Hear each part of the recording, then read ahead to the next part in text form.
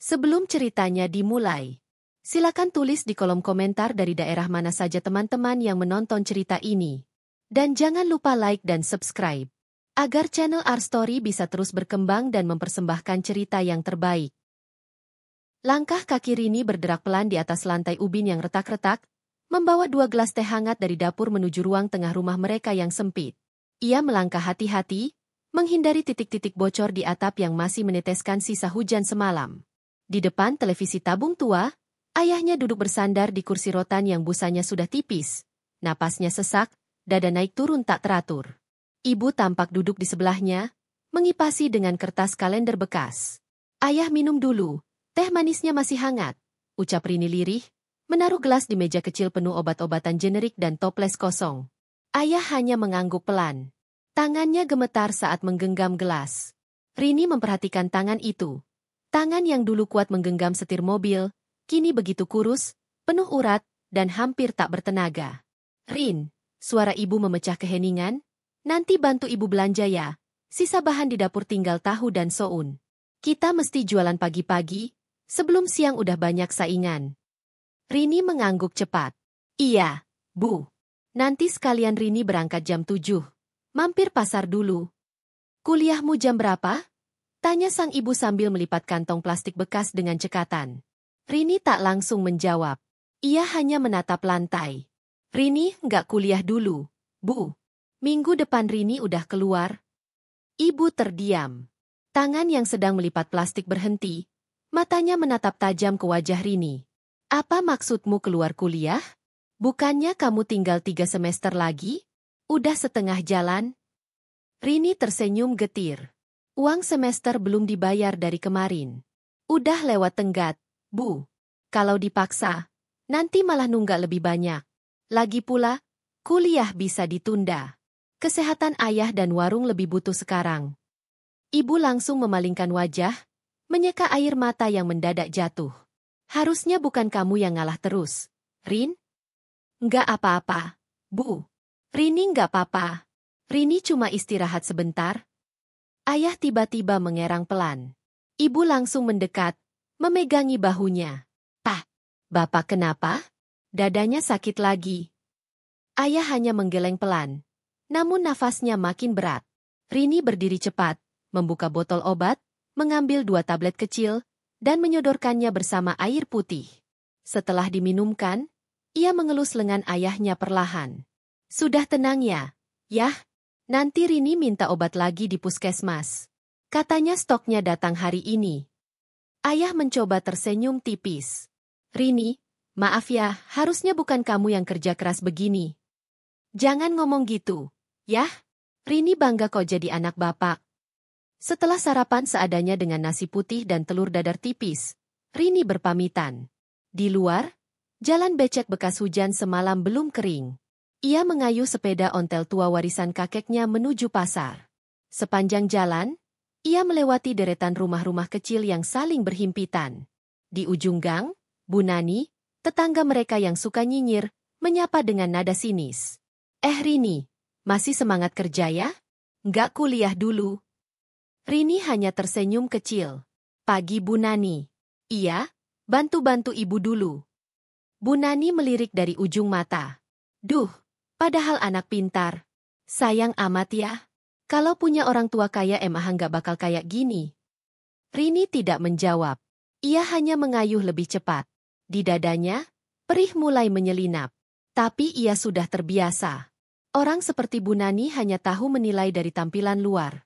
Di pasar, ia membeli tahu, soun, beberapa lembar kol, dan beberapa plastik bumbu dasar. Sisa uang hanya tinggal belasan ribu. Dan itu pun sebagian harus disisihkan untuk beli obat ayahnya nanti. Saat sedang membayar, tiba-tiba ponselnya bergetar. Sebuah pesan masuk dari nomor tidak dikenal. "Saya Burhan. Bisakah saya bicara sebentar dengan kamu sore ini? Saya teman lama ayahmu." Rini menatap pesan itu dalam diam. Nama Burhan terasa asing. Tapi entah kenapa, ada firasat aneh menjalari dadanya.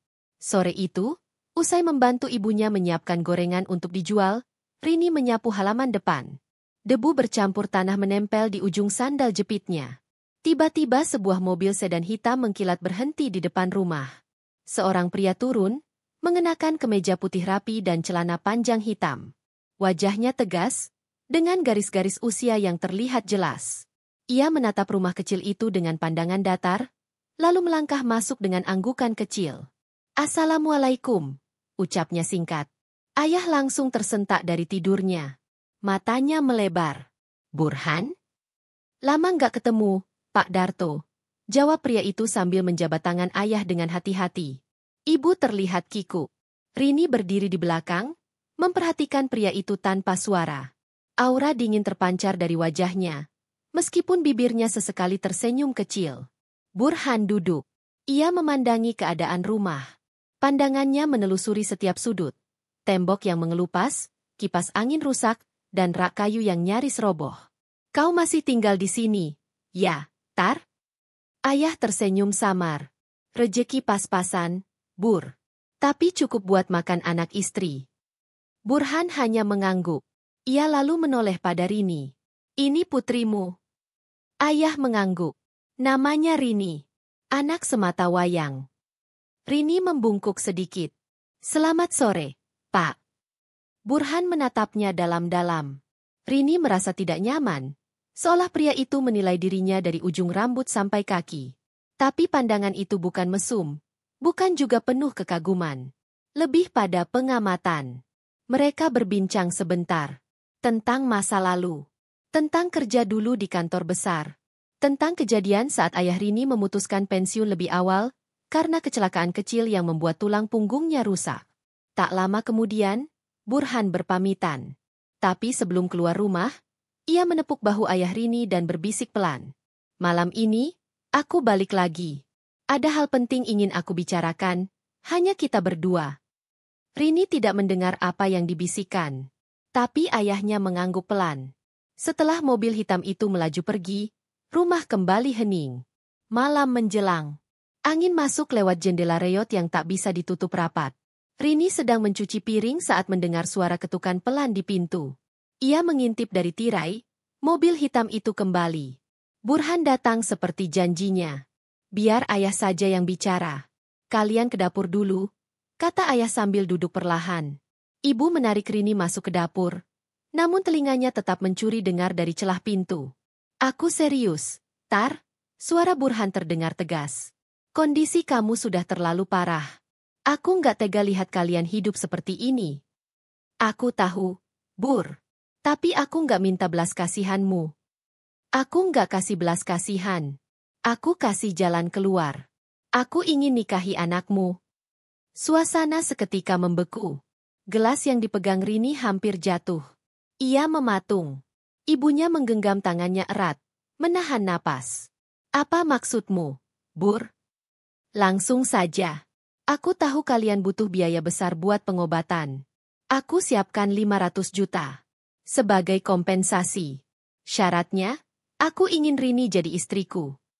Ayah terdiam lama. Suaranya bergetar saat akhirnya menjawab. "Kenapa Rini? Banyak gadis lain. Dia masih muda, masih punya masa depan. Aku sudah tua, aku tahu. Tapi aku juga sendiri.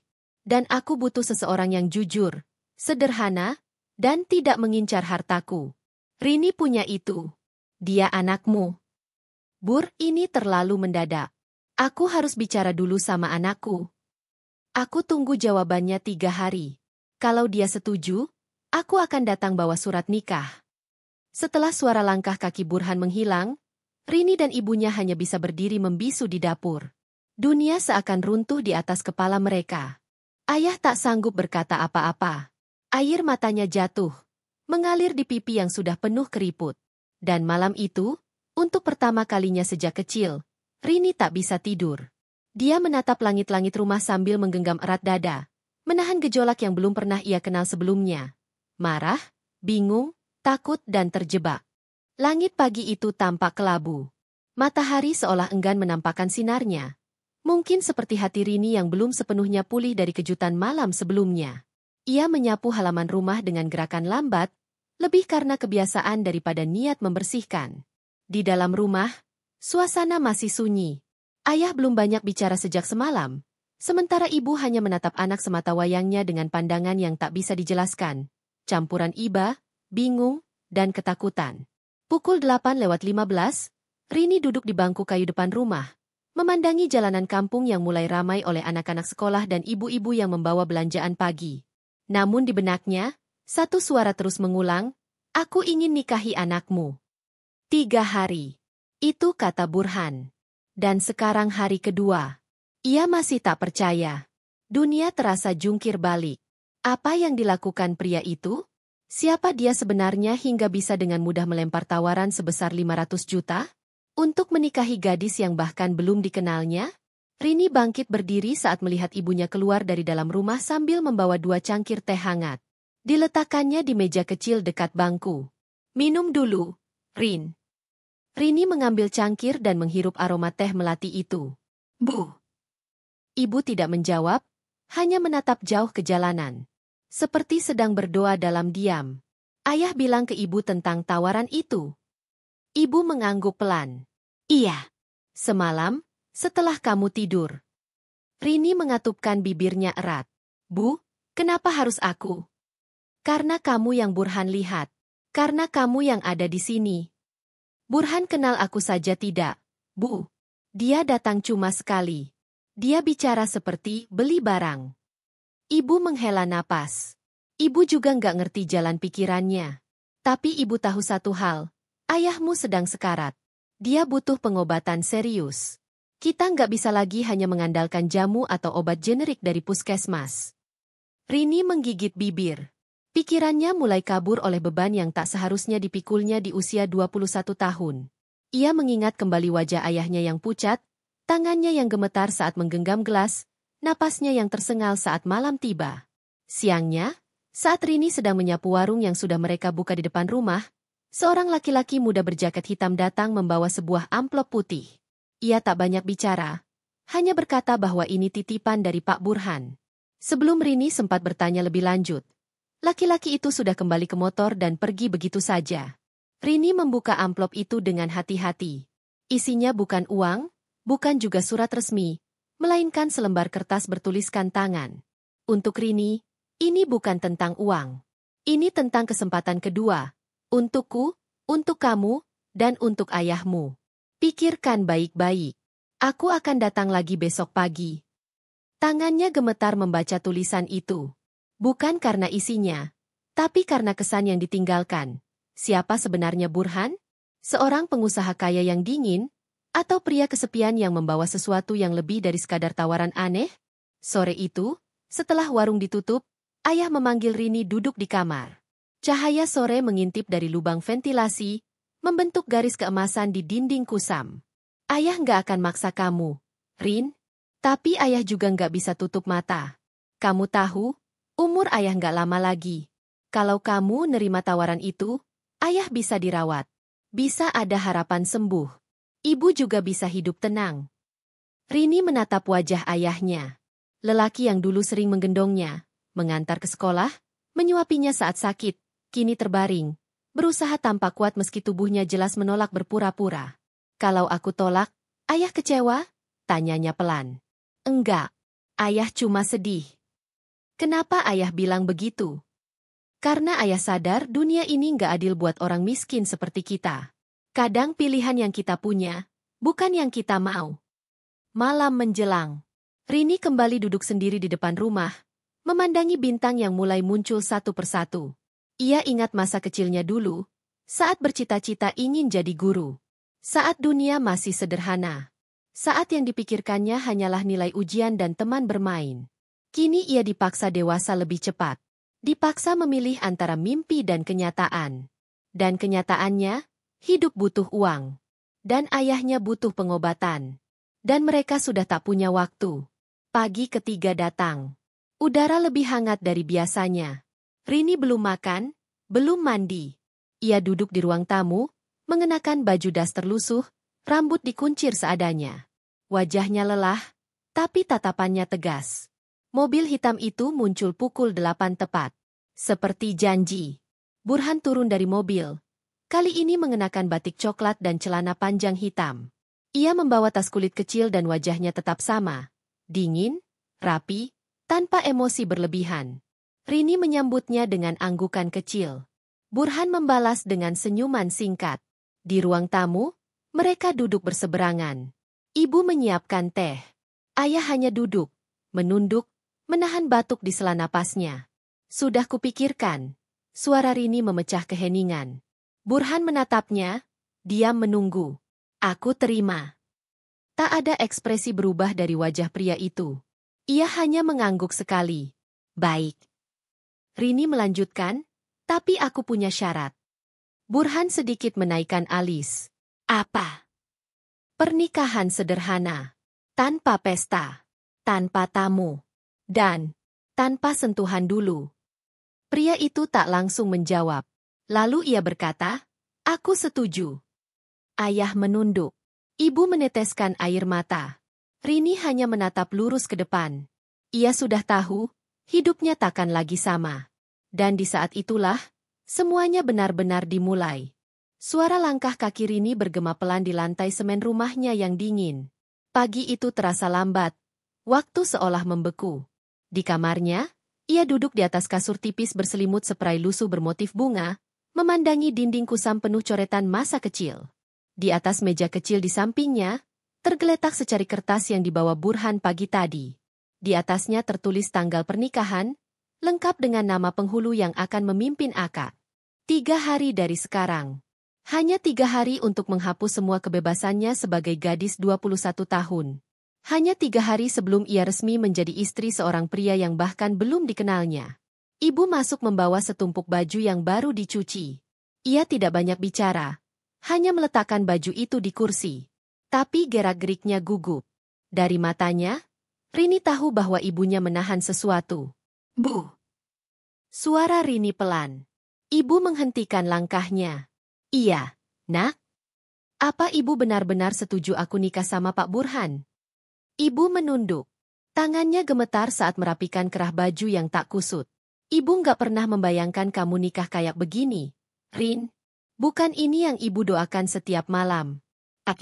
Ibu juga nggak bisa berpura-pura. Kita terjepit. Rini menggigit bibir. Kenapa hidup kita harus kayak gini, Bu? Ibu menoleh, menatapnya dalam-dalam. Karena kita bukan orang kaya. Karena kita nggak punya siapa-siapa, selain diri kita sendiri. Hari-hari menjelang pernikahan berjalan sunyi. Tak ada dekorasi, tak ada tamu, tak ada gaun indah atau sesi foto pranikah.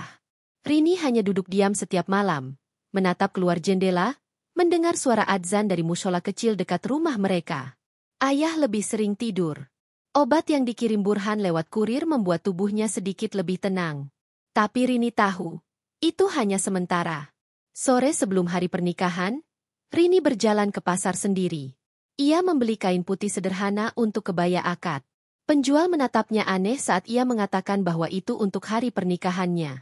Kamu serius, Dek? Biasanya pengantin beli yang mewah, yang berenda. Rini tersenyum tipis. Saya cuma mau sederhana, Bu. Yang penting sah. Ia membawa pulang kain itu dalam tas plastik. Hatinya seperti dirajam ribuan duri. Di jalan, ia melihat sepasang pengantin baru keluar dari salon. Wajah mereka berseri, keluarga mereka berfoto dengan tawa. Rini hanya menunduk, mempercepat langkah. Malam itu, ia tidak bisa tidur. Ibu masuk ke kamarnya sambil membawa segelas susu hangat. Sesuatu yang jarang mereka miliki, tapi mungkin ibu sengaja membelinya hari ini. Minum dulu, Rin. Terima kasih, Bu. Ibu duduk di pinggir kasur. Tangannya mengelus rambut Rini, seperti saat Rini kecil. Ibu tahu, kamu pasti takut. Tapi ibu juga tahu kamu anak kuat. Kamu nggak pernah nyusahin, nggak pernah ngeluh, nggak pernah marah. Tapi kali ini, kalau kamu mau nangis, ibu izinin. Air mata Rini mengalir tanpa suara. Ia menyandarkan kepala di pangkuan ibunya, tubuhnya bergetar menahan isak yang terlalu lama ia kubur dalam diam. Bu? Apa aku dosa kalau nikah bukan karena cinta? Ibu menarik napas panjang. Enggak, nak. Cinta bisa datang belakangan. Asal kamu tetap jadi dirimu yang jujur. Pagi hari itu datang seperti badai. Burhan datang tepat pukul 8, mengenakan setelan jas sederhana. Di sampingnya berdiri 2 orang saksi dan seorang penghulu. Tak banyak yang hadir.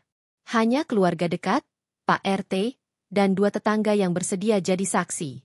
Rini mengenakan kebaya putih sederhana dan rok panjang warna krem. Wajahnya polos.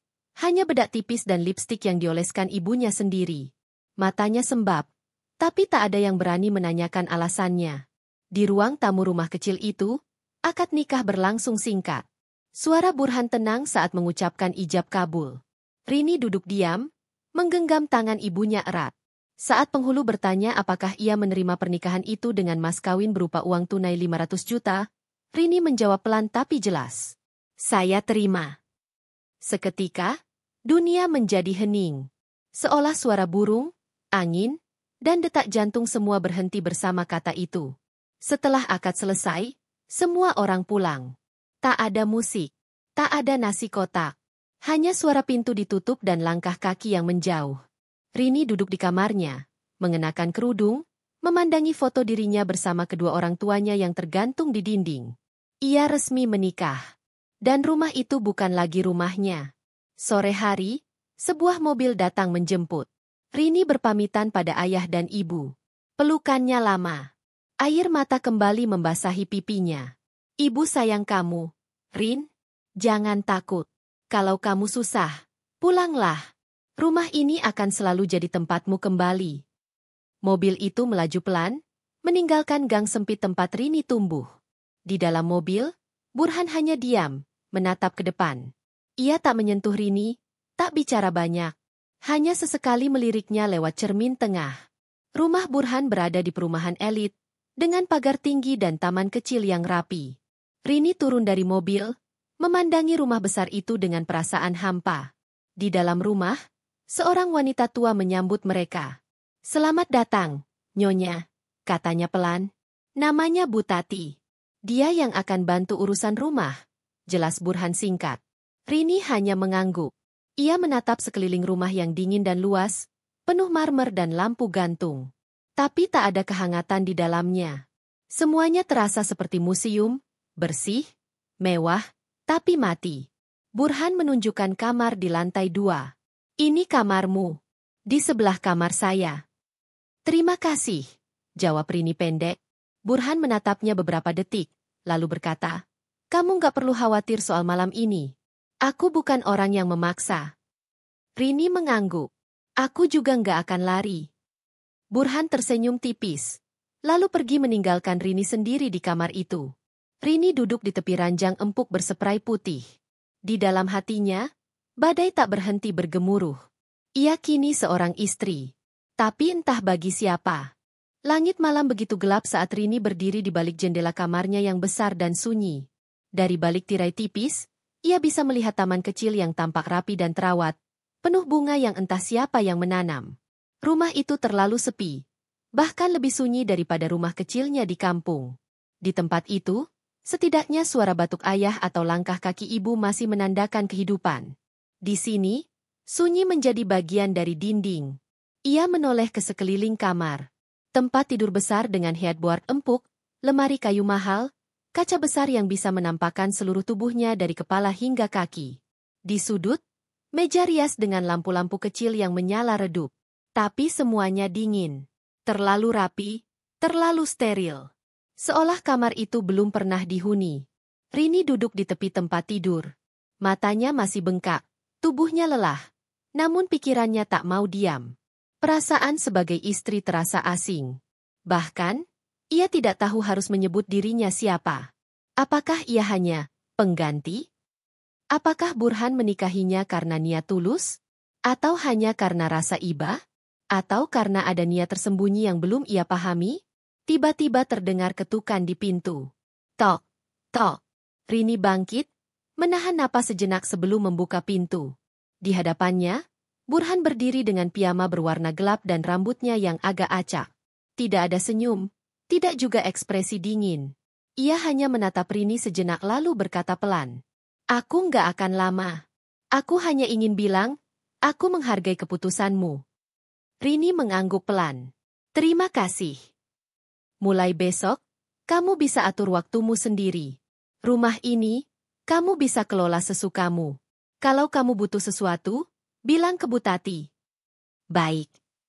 Burhan sempat diam, lalu menoleh sedikit ke lorong. Aku tidur di kamar sebelah. Aku nggak akan ganggu kamu. Rini menelan ludah, merasa sedikit lega. Aku juga nggak akan ganggu. Burhan mengangguk singkat, lalu melangkah pergi. Pintu kamar tertutup kembali. Rini berdiri mematung selama beberapa detik, menatap pintu itu, sebelum akhirnya ia duduk lagi di atas ranjang, menarik selimut sampai ke dada. Malam pertama pernikahannya tak seperti yang ia bayangkan dalam ketakutannya. Tidak ada paksaan. Tidak ada sentuhan. Hanya kesunyian yang semakin membekukan ruang. Keesokan harinya, Rini bangun lebih awal. Di rumah kecilnya, ia biasa bangun pukul 5, membantu ibunya menyiapkan dagangan. Tapi di rumah ini, tak ada yang perlu disiapkan. Semua sudah ditangani oleh Bu Tati. Bahkan dapur pun lebih seperti pajangan daripada tempat memasak. Ia turun ke bawah dan mendapati meja makan sudah tertata rapi. Roti panggang, buah, telur rebus, dan segelas jus. Bu Tati menyambutnya dengan senyum kecil. Selamat pagi, Nyonya. Silakan sarapan. Rini kikuk. Panggil saya Rini saja, Bu. Tidak bisa. Perintah Pak Burhan. Saya harus menyebut Anda Nyonya. Rini tak ingin berdebat. Ia hanya duduk, mengambil sepotong roti, memakannya pelan. Perutnya terasa penuh meski belum makan apapun. Tak lama, Burhan turun. Mengenakan jas abu-abu, kemeja putih, dan dasi hitam. Ia tampak rapi, berwibawa. Rini hanya menoleh sekilas dan kembali menunduk pada rotinya. Burhan duduk di kursi seberang, mengambil secangkir kopi. Kamu bisa ikut aku kalau mau lihat-lihat tempat. Tapi kalau mau tinggal di rumah dulu, tidak apa-apa. Aku di rumah saja dulu, jawab Rini pelan. Burhan hanya mengangguk, lalu kembali fokus pada sarapannya. Tak ada percakapan lebih lanjut. Setelah selesai makan, ia mengambil kunci mobil, lalu keluar rumah. Rini mengikuti langkahnya dari balik jendela. Ia melihat Burhan membuka pintu mobil, masuk, lalu pergi meninggalkan rumah itu sendiri. Hari itu, Rini duduk lama di ruang tamu. Ia memandangi dinding penuh lukisan abstrak, lemari pajangan kaca dengan berbagai ornamen mahal. Di salah satu sudut, ada rak buku berisi banyak buku tebal, buku-buku tentang bisnis, manajemen, hukum, dan 1-2 novel klasik berbahasa asing. Ia mencoba membaca, tapi pikirannya melayang. Ia berjalan ke dapur, lalu ke taman belakang. Semua tertata sempurna, tapi kosong. Bu Tati menyapanya saat tengah hari. Mau makan siang, Nyonya? Belum lapar, Bu. Terima kasih. Rini kembali ke kamarnya. Duduk di ranjang, memeluk lututnya, menatap keluar jendela. Sore harinya, Burhan pulang. Kali ini lebih lambat. Matahari sudah hampir tenggelam. Rini sedang menyiram tanaman saat ia melihat mobil itu memasuki garasi. Burhan keluar mobil, matanya menatap Rini sebentar. Kamu suka bunga? Suka, jawab Rini singkat. Kalau kamu mau, taman depan juga bisa kamu atur. Rini mengangguk. Burhan masuk rumah. Tak lama, ia terdengar masuk ke kamarnya. Rini tetap menyiram bunga, lalu duduk di bangku taman. Malam datang lagi. Kali ini tanpa ketukan pintu. Hanya suara televisi dari lantai bawah, lalu hening. Hari-hari berikutnya berjalan serupa. Mereka hidup dalam rumah yang sama, tapi seperti dua orang asing. Pagi sarapan bersama, siang sendiri, malam sendiri. Tak ada pertengkaran. Tak ada kehangatan. Hanya sunyi yang makin lama makin dalam. Suatu sore, Rini memberanikan diri duduk di ruang kerja Burhan. Ia melihat meja besar, tumpukan kertas, dan laptop yang selalu menyala. Di dinding, ada foto lama, Burhan muda berdiri bersama seorang wanita cantik berkerudung. Senyumnya lebar, tangannya menggenggam tangan wanita itu. Rini memandangi foto itu cukup lama, hingga suara pintu membuatnya terkejut. Burhan berdiri di ambang pintu, matanya tajam menatapnya. Kamu lihat foto itu? Rini mengangguk. Istrimu? Iya. Rini berdiri, hendak pergi, tapi Burhan menahannya. Dia meninggal 5 tahun lalu. Rini menatap Burhan, menunggu lanjutan yang tak datang. Tapi Burhan hanya diam, lalu berjalan ke mejanya, duduk, membuka laptop, dan tidak berkata apa-apa lagi. Rini keluar perlahan. Dan saat pintu tertutup kembali, ada satu hal yang ia sadari. Luka itu masih ada, dan sangat dalam. Dan mungkin, dialah yang harus masuk ke dalamnya. Entah sebagai penawar, atau hanya sekadar saksi bisu dari luka yang tak pernah sembuh. Langit malam itu terlihat begitu bersih, tapi dinginnya menusuk hingga ke tulang. Di kamar yang terang dan luas, Rini duduk di sisi tempat tidur mengenakan daster panjang berwarna abu muda. Ia sudah berganti pakaian sejak 1 jam lalu, tapi hatinya belum bisa tenang. Sudah hampir 2 minggu sejak ia resmi menjadi istri Burhan. Namun hingga detik itu, hubungan mereka tak pernah lebih dari sekadar basa-basi. Tak ada percakapan intim. Tak ada tawa. Bahkan, tak ada sentuhan. Namun malam itu berbeda. Ada kegelisahan yang tidak biasa. Sejak sore tadi, Burhan pulang lebih awal. Ia tidak langsung masuk ke kamarnya seperti biasa. Ia justru duduk lama di ruang tamu, menatap jendela, seolah sedang menimbang sesuatu. Rini sempat menatap dari kejauhan. Tak berniat mendekat, tapi tak kuasa untuk tidak memperhatikan. Sekarang, malam sudah lewat pukul 9. Rini masih duduk, menggenggam ujung selimut. Dadanya berdebar. Ia tahu, cepat atau lambat, pernikahan mereka harus benar-benar menjadi nyata. Dan malam ini, ia tak bisa menebak apakah waktunya sudah tiba. Ketukan pelan terdengar di pintu. Tok. Rini terdiam. Jari-jarinya menegang. Ia mengatur napas. Rini. Suara Burhan terdengar pelan. Ia bangkit pelan, membuka pintu. Di depan sana, Burhan berdiri dengan piyama gelap dan raut wajah datar. Tapi matanya tidak sekaku biasanya. Ada sedikit keraguan di sana. Atau mungkin sesuatu yang lebih sulit dijelaskan. Aku boleh masuk? Tanyanya singkat. Rini mengangguk, membuka pintu lebih lebar. Burhan masuk.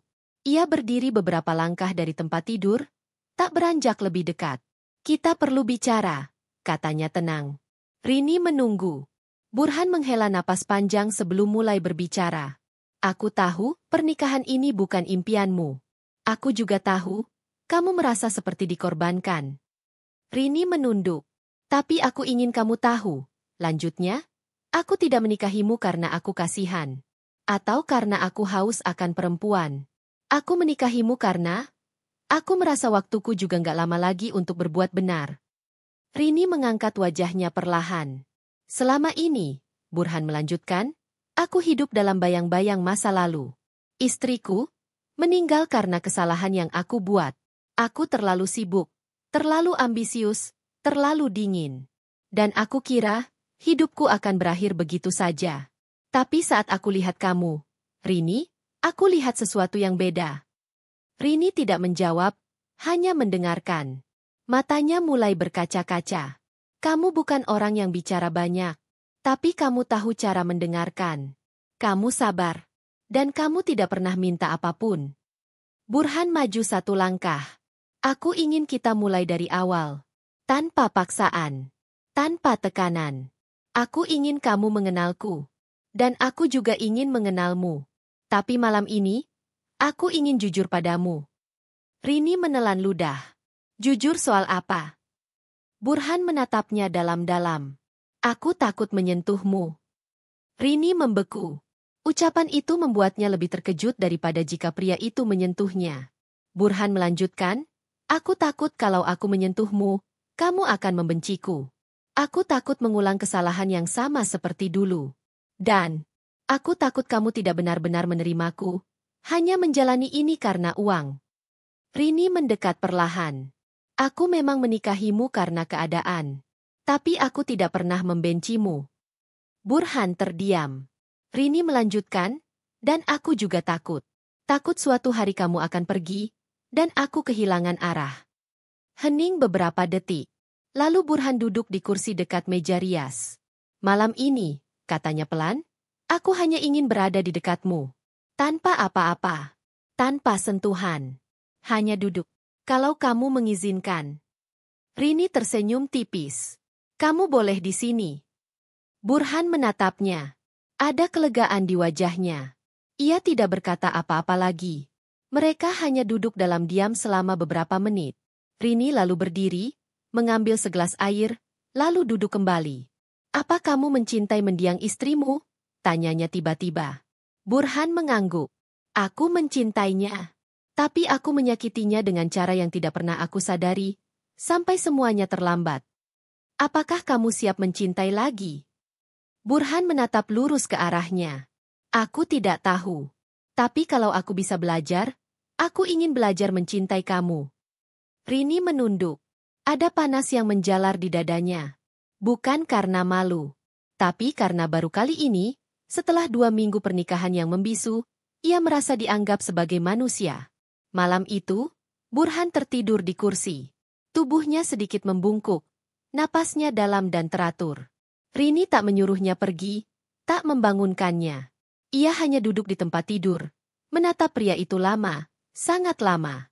Ia tahu, pernikahan mereka belum sempurna. Tapi malam itu, untuk pertama kalinya bukan kesunyian yang menemani tidurnya. Matahari pagi menyelinap perlahan dari balik tirai kamar, menciptakan garis cahaya keemasan di lantai marmer. Rini membuka mata perlahan, masih duduk di atas tempat tidur dengan posisi miring ke arah kursi kayu di pojok ruangan. Kursi itu kosong. Ia terdiam sejenak, berusaha mengingat apa yang terjadi tadi malam. Ia mendengar suara napas dalam, Burhan tertidur di kursi itu, setelah perbincangan jujur mereka. Tapi sekarang, kursi itu sudah rapi. Selimut kecil yang sempat ditaruh Rini di atas tubuh Burhan pun telah dilipat kembali, ditaruh rapi di pinggir tempat tidur. Rini bangkit pelan dan membuka pintu. Di luar, aroma kopi menyambutnya. Selamat pagi, Nyonya. Sapa Butati yang tengah menata meja makan. Pak Burhan sudah berangkat tadi. Katanya ada rapat mendadak. Rini hanya mengangguk. Ia mengambil secangkir teh lalu duduk di kursi. Meja makan tetap sunyi. Tapi perasaannya hari ini berbeda. Ada sesuatu yang baru, yang perlahan tumbuh dalam diam. Sesuatu yang belum bisa ia beri nama. Tapi ia rasakan, entah itu harapan atau kehangatan. Saat tangannya hendak mengambil roti, pandangannya terhenti pada cincin pernikahan di jari manisnya. Sebuah lingkaran emas polos, tanpa ukiran. Ia jarang memperhatikannya. Sejak pernikahan, cincin itu hanya simbol. Tapi kini, ia menatapnya lebih lama. Lalu ia mengingat sesuatu. Malam itu, setelah akad nikah, Burhan sempat mengajaknya duduk sebentar di ruang tamu. Ia menyodorkan kotak kecil beludru hitam. Isinya adalah cincin itu. Burhan bilang, aku tidak tahu ukuran tanganmu. Tapi semoga pas. Dan memang pas. Tapi bukan itu yang mengganjal. Yang membuat Rini bingung adalah, kenapa Burhan tampak gugup saat menyerahkannya? Kenapa ia tidak langsung mengenakannya di jari Rini seperti suami lain pada umumnya? Pertanyaan itu terus mengganggu pikirannya. Siang itu, Rini memberanikan diri masuk ke ruang kerja Burhan. Ruangan itu tidak dikunci, dan lampu meja masih menyala. Di atas meja, ada beberapa dokumen, laptop, dan kotak hitam serupa dengan kotak cincin miliknya. Rini mendekat, membuka kotak itu. Kosong. Ia membuka laci meja perlahan. Tangannya gemetar, tapi rasa penasarannya lebih kuat. Di dalam laci, ada tumpukan dokumen. Di antara berkas-berkas itu, matanya menangkap sesuatu. Sebuah amplop coklat dengan tulisan tangan yang rapi. Perjanjian pranikah. Jantung Rini berdegup kencang. Ia ragu membuka, tapi tangannya sudah terlanjur menarik kertas itu keluar. Isinya singkat, hanya 1 halaman. Tapi cukup membuat tubuh Rini lemas saat membacanya. Saya yang bertanda tangan di bawah ini, Burhan Mahendra, menyatakan bahwa saya menikahi Rini Dwi Astuti bukan untuk tujuan biologis atau warisan. Dalam surat ini, saya berjanji tidak akan memaksakan hubungan fisik, dan seluruh harta saya akan tetap menjadi milik saya sepenuhnya, kecuali jika saya mencabut surat ini dengan pernyataan resmi tertulis. Jika dalam 6 bulan tidak ada perkembangan hubungan yang membangun dari kedua belah pihak, pernikahan ini bisa dibatalkan tanpa tuntutan apapun. Tertulis tanggal, tanda tangan Burhan, dan tanda tangan ayah Rini. Rini mematung. Tanda tangan ayahnya ada di sana. Berarti ayahnya tahu. Ayahnya menyetujui. Tangannya bergetar saat meletakkan kembali surat itu. Ia terduduk di kursi, tak menyadari air matanya mengalir perlahan. Bukan karena isi suratnya, tapi karena ia sadar, dirinya hanya bagian dari kesepakatan. Bahkan bukan kesepakatan antara dua insan yang saling mencintai, tapi antara seorang pria kaya dengan seorang ayah yang sedang sekarat. Ia, seorang gadis muda yang rela menyerahkan masa depannya demi biaya pengobatan, telah dibungkus rapi dalam kontrak seperti barang titipan. Sore itu, Burhan pulang lebih cepat dari biasanya. Rini sedang duduk di taman, memetik bunga kecil yang baru mulai mekar. Saat langkah kaki Burhan terdengar mendekat, ia tak menoleh. Tapi Burhan tetap menghampiri. Kamu kelihatan capek. Rini masih diam. Aku ada oleh-oleh kecil. Burhan mengeluarkan sebuah kotak kecil dari saku jasnya. Aku lihat ini di toko dekat kantor. Katanya bunga ini langka. Rini menoleh perlahan. Kotak itu berisi liontin perak berbentuk kelopak bunga. Kenapa kamu selalu kasih sesuatu? Tapi tidak pernah bilang yang sejujurnya. Burhan terdiam. Aku tahu soal surat perjanjian itu. Suara Rini nyaris tak terdengar. Tentang harta, hubungan fisik, dan keputusan 6 bulan itu. Burhan duduk di bangku taman, membenamkan wajahnya di telapak tangan. Aku minta maaf. Kamu nggak percaya padaku? Bukan begitu. Lalu kenapa buat surat seperti itu? Suara Rini bergetar. Kenapa bawa ayahku ikut tanda tangan? Kenapa kamu tidak bilang sebelumnya? Burhan memejamkan mata. Karena aku takut. Aku takut kamu hanya bertahan karena uang. Takut kamu berharap lebih dari yang bisa kuberi. Aku pernah kehilangan segalanya.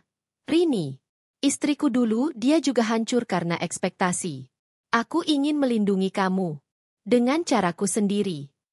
Rini menatap pria itu lama. Kalau kamu benar-benar ingin lindungi aku, kamu harusnya cukup jujur dari awal. Bahkan jika itu berarti kamu harus bilang, aku belum siap jadi suami seutuhnya. Burhan tak bisa membantah. Ia hanya menatap rerumputan.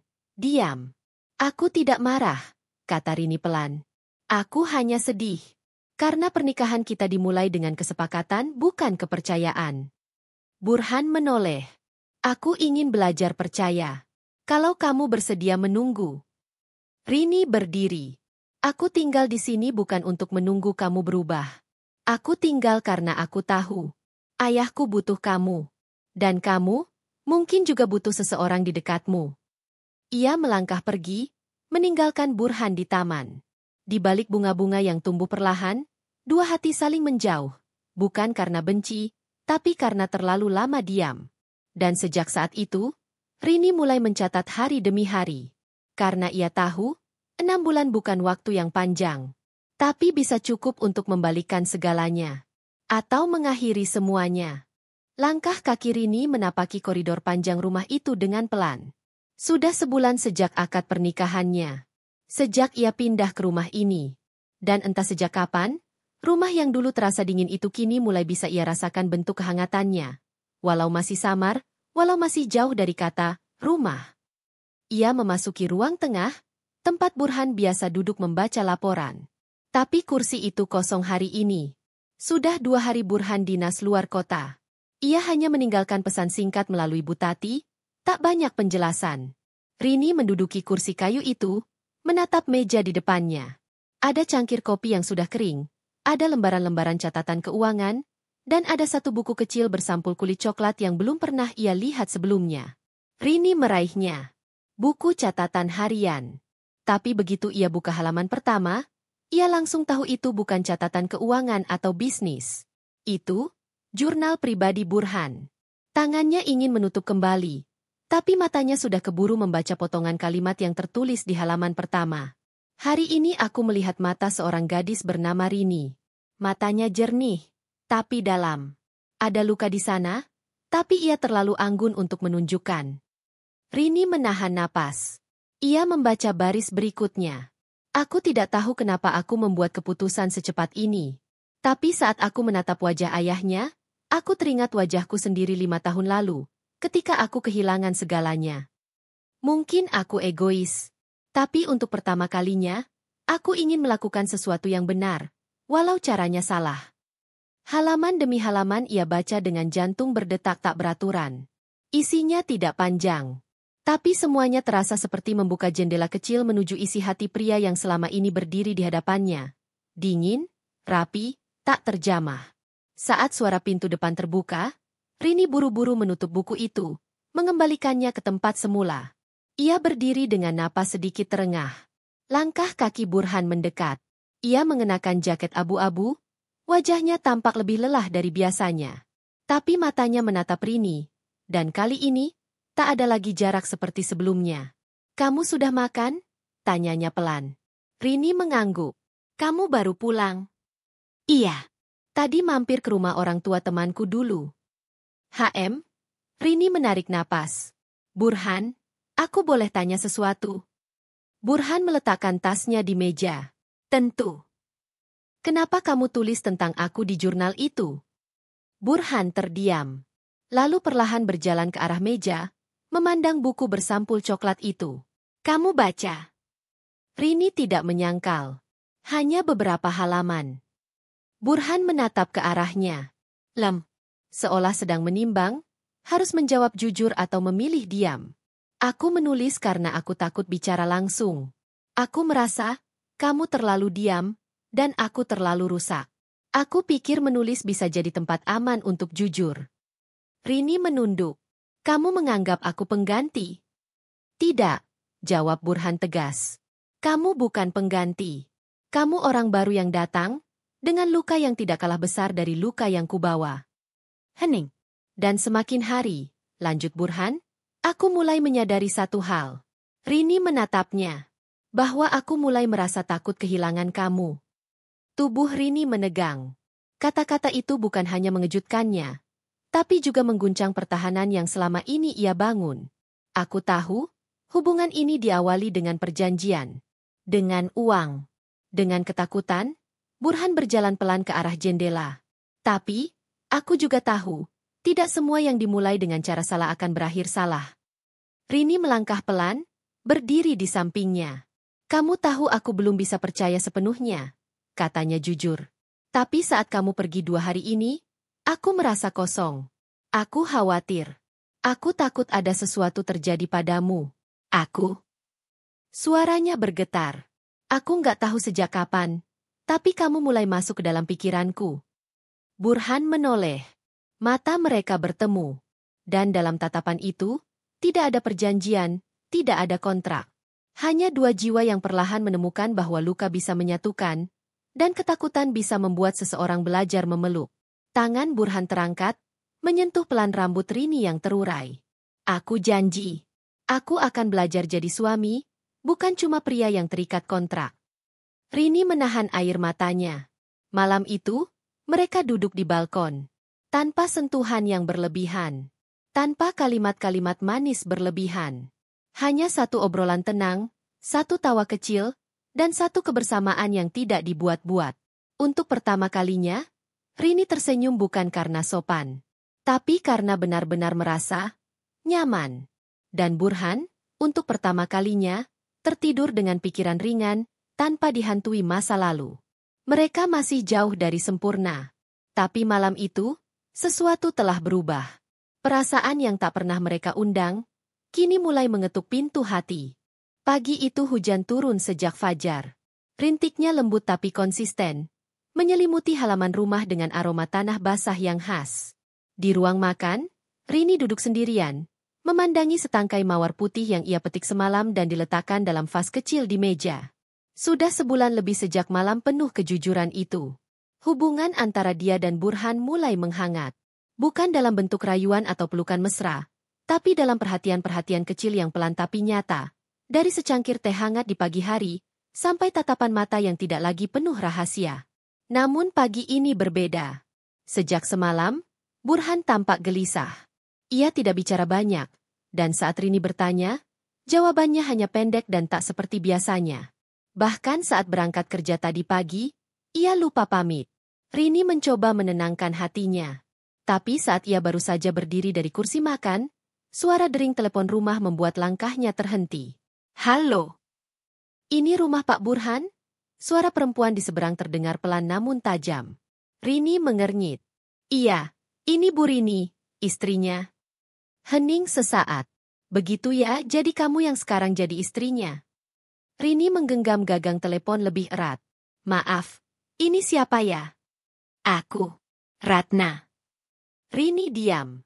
Nama itu tidak asing. Ia pernah melihatnya di buku harian Burhan. Dan dari nada suara perempuan ini, ia tahu ini bukan percakapan biasa. Aku mantan tunangannya. Lanjut suara itu, pelan tapi penuh tekanan. Dan aku ingin bertemu. Untuk apa? Tanya Rini, nadanya tak sengaja bergetar. Aku rasa kamu punya hak untuk tahu. Karena yang kamu nikahi, bukan hanya pria yang kehilangan istrinya, tapi juga pria yang sempat menghancurkan hidup perempuan lain. Klik. Sambungan terputus sebelum Rini bisa bertanya lebih lanjut. Ia berdiri mematung beberapa saat, jantungnya berdetak kencang. Ratna.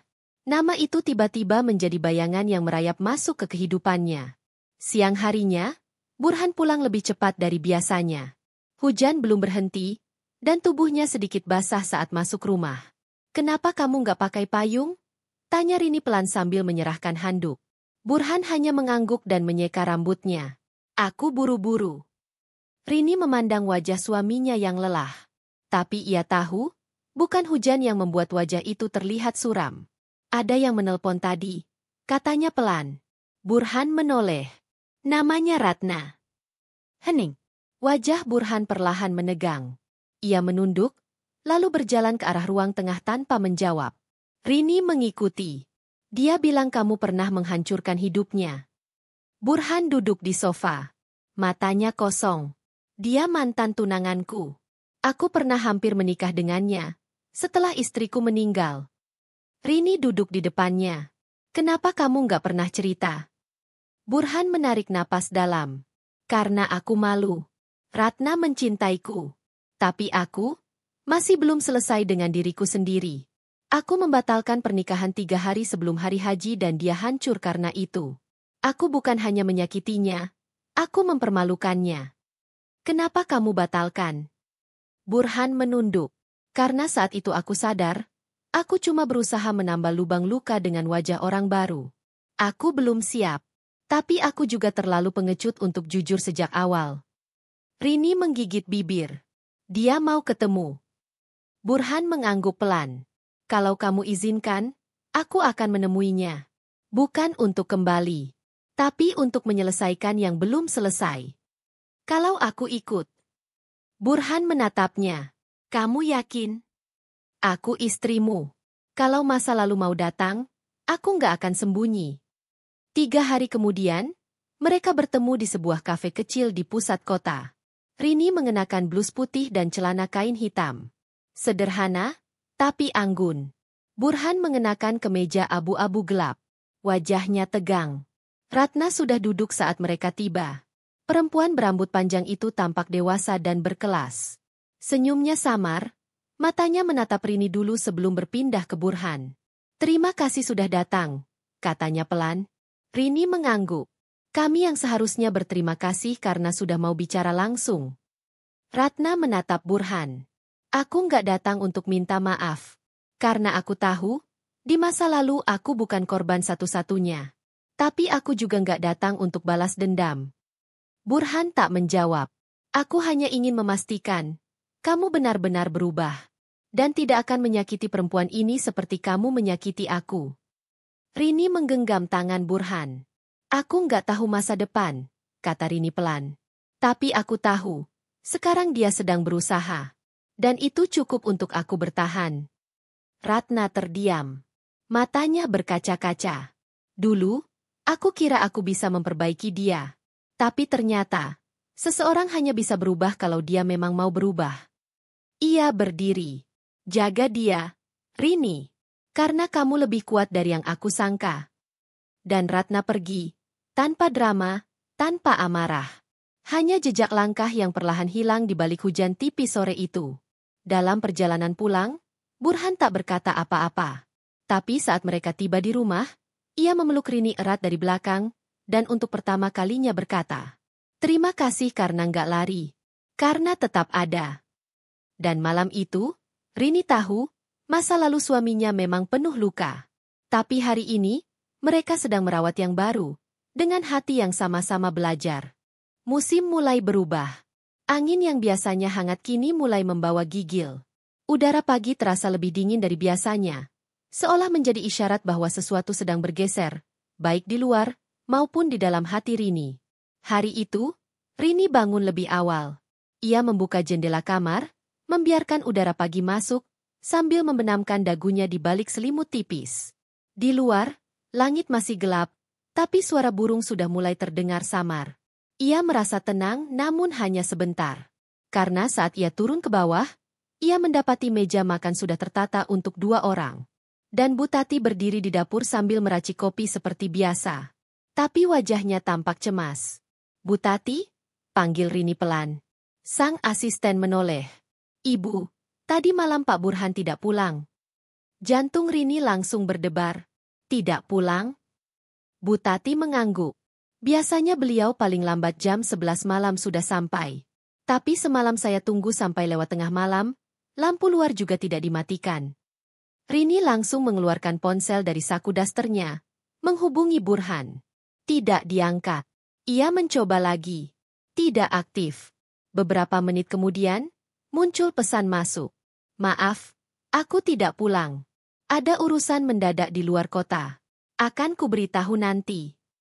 Tanpa nama, tanpa lokasi, tanpa kejelasan. Hati Rini terasa kosong. Ia duduk di sofa ruang tamu sambil menggenggam ponsel erat-erat. Perasaannya bercampur aduk. Ia ingin percaya. Tapi luka yang masih belum sembuh sepenuhnya dari surat perjanjian, dari kemunculan Ratna, dan dari diamnya Burhan yang tiba-tiba kembali membuat pikirannya dipenuhi pertanyaan yang tak kunjung terjawab. Siangnya, Rini mencoba menenangkan diri. Ia menyibukkan diri di taman belakang, memangkas daun, menyiram bunga, dan menanam bibit baru yang ia beli kemarin. Ia ingin menjadikan tempat itu tempat pelarian, seperti taman kecil miliknya sendiri. Tapi pikirannya tetap tak lepas dari Burhan. Sore menjelang, Burhan belum juga memberi kabar tambahan. Hanya satu pesan itu. Tidak lebih. Malam pun datang, dan rumah itu kembali terasa asing. Dingin. Sunyi. Dan kali ini, berbeda dari malam-malam sebelumnya. Karena malam ini, tidak ada jaminan Burhan akan pulang esok pagi. Esoknya, baru sekitar pukul 11 siang Burhan tiba. Ia turun dari mobil dalam keadaan lesu, wajahnya terlihat pucat. Rini yang sedang membaca di ruang tamu langsung berdiri dan menyongsongnya. "Kamu kemana saja?" tanyanya tanpa basa-basi. Burhan membuka sepatu, lalu meletakkan tasnya. "Maaf, aku nggak sempat beri kabar lebih. Ada urusan mendadak di luar kota, aku harus ketemu salah satu investor." Rini menatap matanya.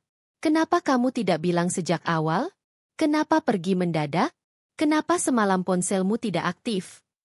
Burhan terdiam. Lalu menarik napas dalam. "Karena aku tahu kamu akan khawatir. Dan aku tidak ingin kamu tahu aku bertemu ayahmu." Rini membeku. "Ayahku?" Suaranya pelan, hampir tidak terdengar. Burhan mengangguk. "Dia memintaku datang. Katanya, ada sesuatu yang ingin dia bicarakan tanpa kamu ketahui dulu." Rini berjalan mundur, wajahnya berubah. "Kenapa kamu menyembunyikan itu dariku?" "Karena permintaan beliau.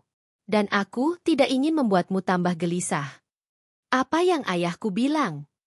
Burhan menghela napas panjang, lalu menatap Rini.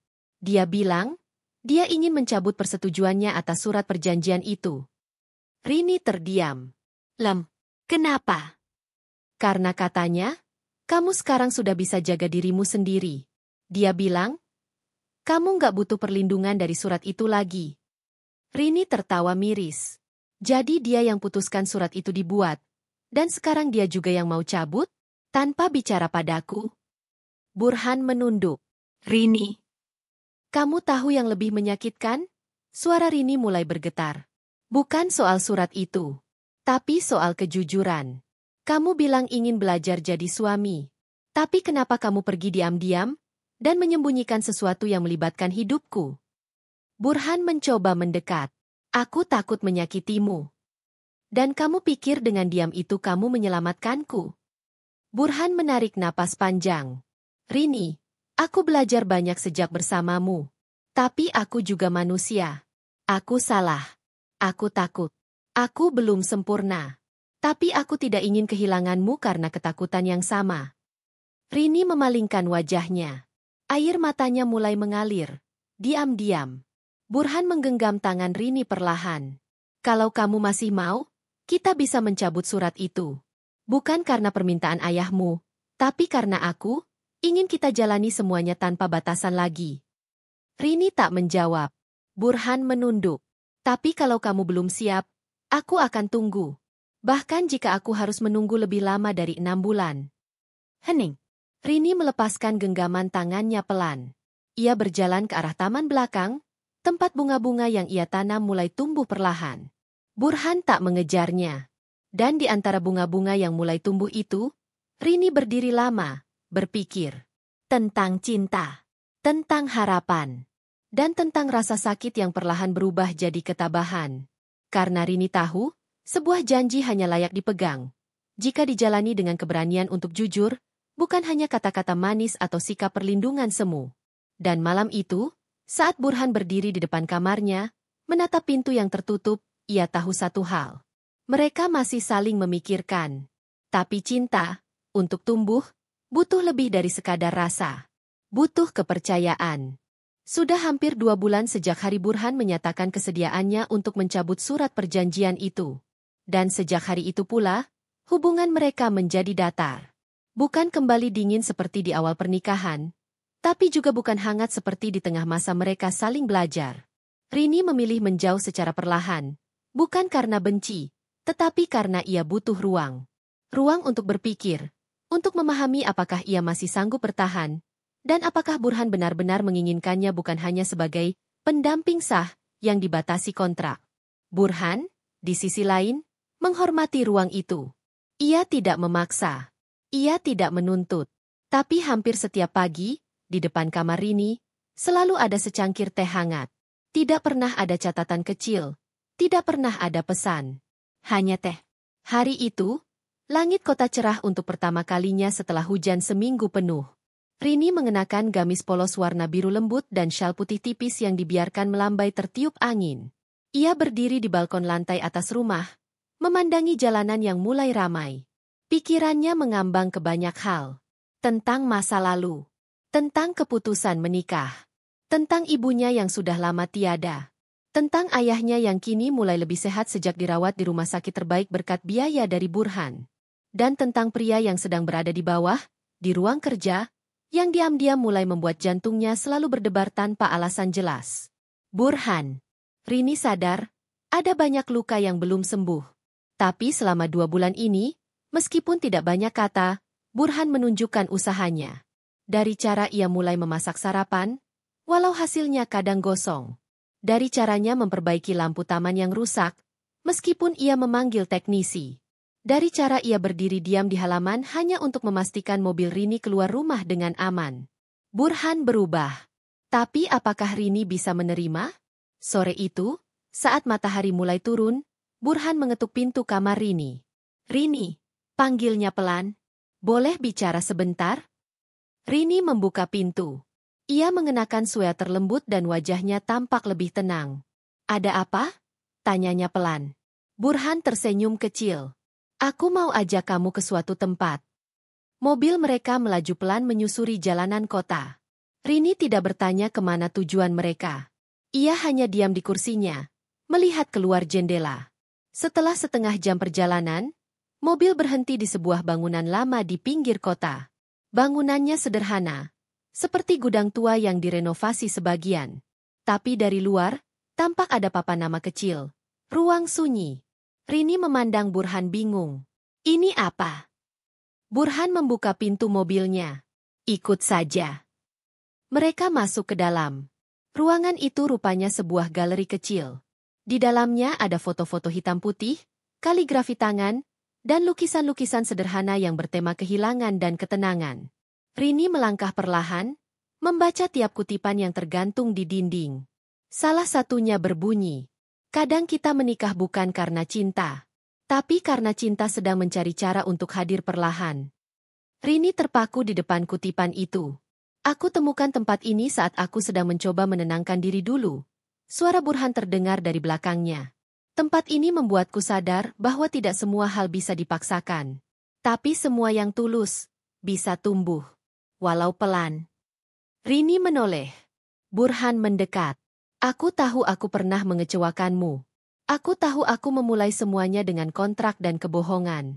Tapi, hari ini aku berdiri di sini, bukan sebagai pria yang ingin menebus dosa masa lalunya. Aku berdiri di sini sebagai suamimu, yang ingin mencintaimu tanpa batas waktu. Ia mengeluarkan secari kertas dari saku jasnya dan menyerahkannya pada Rini. Itu adalah surat pernyataan resmi pencabutan perjanjian pranikah. Tertulis dengan tinta hitam dan sudah ditandatangani oleh pengacara, Burhan, dan juga ayah Rini. Rini menatap kertas itu, lalu menatap pria di hadapannya. Kamu yakin? Burhan mengangguk. Aku nggak tahu apakah aku akan jadi suami terbaik. Tapi aku yakin, aku ingin jadi suami yang jujur. Dan yang selalu belajar mencintaimu. Rini menatap matanya dalam-dalam. Kalau cinta itu tumbuh pelan, katanya pelan, maka sekarang aku mulai bisa melihat akarnya. Mata Burhan berkaca-kaca. Malam itu, mereka berdiri di tengah ruangan galeri yang sunyi. Tak ada peluk, tak ada cium. Tapi di antara keduanya ada kelegaan, ada keterbukaan, ada ketulusan. Cinta itu bukan datang dengan letupan, tapi dengan keberanian untuk memulai lagi. Dan malam itu, mereka memulainya. Bersama-sama. Bukan karena terpaksa. Tapi karena hati masing-masing mulai memilih. Dan saat mereka pulang ke rumah malam itu, Rini menggandeng tangan Burhan tanpa ragu. Ia membuka pintu kamar, lalu menoleh. Kalau malam ini kamu mau tidur di sini, aku nggak akan suruh kamu kembali ke kursi. Burhan tersenyum. Kalau kamu izinkan, aku mau tidur di sampingmu. Tapi bukan karena sudah waktunya. Tapi karena aku ingin. Rini menunduk sambil tersenyum. Lampu kamar dimatikan. Dan untuk pertama kalinya sejak menikah, dua hati yang sempat saling menjauh akhirnya berbaring dalam satu ranjang. Dengan cinta yang perlahan menyala, bukan karena dipaksa, tapi karena dipelihara.